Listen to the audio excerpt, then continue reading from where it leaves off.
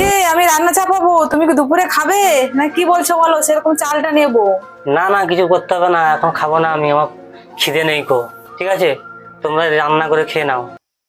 সত্যি করে বলছো তো? খিদে পাইনি তোমার? তখন আবার বলবে না যে আমি খাবো, তখন আমি আর চাল ঢালতে পারবো না। না না, আমার খিদে পাইনি, এখন যখন খিদে পাইনি আমার দুপুরেও খিদে পাবে না। তোমরা খেয়ে নাও, ঠিক আছে, আমি এখন খাবো না। এখন তো বলে দিলি খিদে পাইনি, কিন্তু খিদে তো প্রচুর পাইছে। তো বউকে কি করে যে ম্যানেজ করবো, আইডিয়া।